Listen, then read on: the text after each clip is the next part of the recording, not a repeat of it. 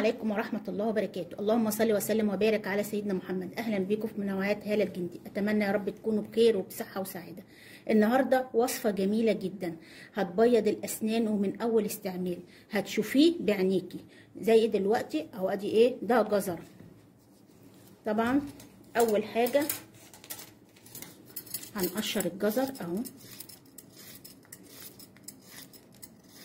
احنا طبعا هنعمل كمية قليلة على قد مرة واحدة بس.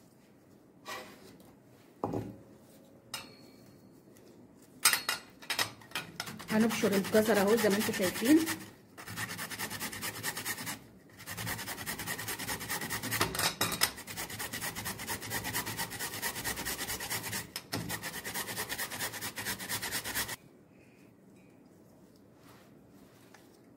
دلوقتي اهو بعد ما بشرناه هنروح بقى ايه مصفيينه.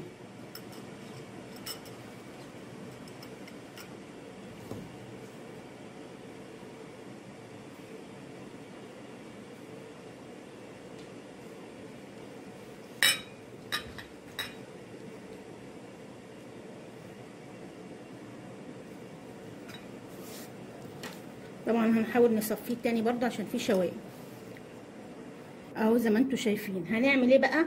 هنروح حاطين معلقه كبيره من الملح. ملح، ايوه ملح.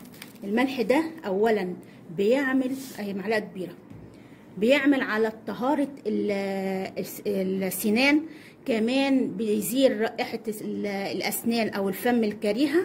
وعلى فكره ممكن تعملي ايه كل يوم صباحا تروحي مضمضه بقك بايه كوبايه ميه عليها معلقه ملح، هتلاقي سنانك مفيش اي ريحه، لانها بتقتل البكتيريا اللي موجوده جوه السنان. ومش كده وبس، كمان بتحمي اللثه من النزيف، لان في بعض الناس بيحصل لهم نزيف في اللثه.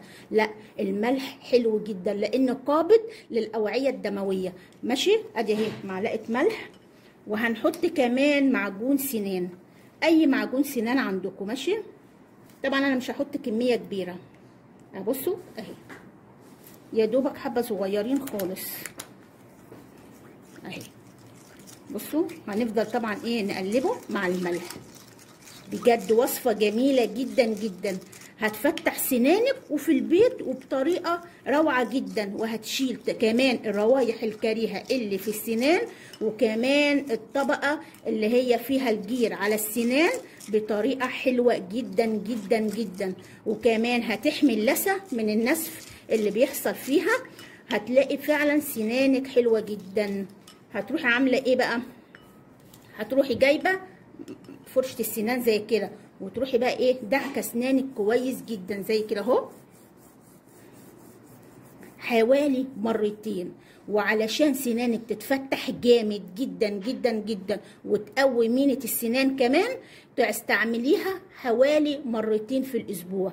هتلاقي سنانك بيضة قوية ما فيهاش اي بكتيريا ولا اي روايح كريهة كمان في قلب السنان.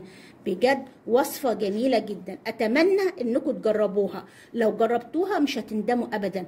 ان شاء الله نتقابل كمان في وصفات جديدة وانتوا في منتهى الصحة والسعادة. بس ما تنسوش الاشتراك في القناة وتفعيل الجرس ولايكات كتيرة حلوة زيكم. واتمنى ليكم يا رب كل السعادة. والسلام عليكم ورحمة الله وبركاته.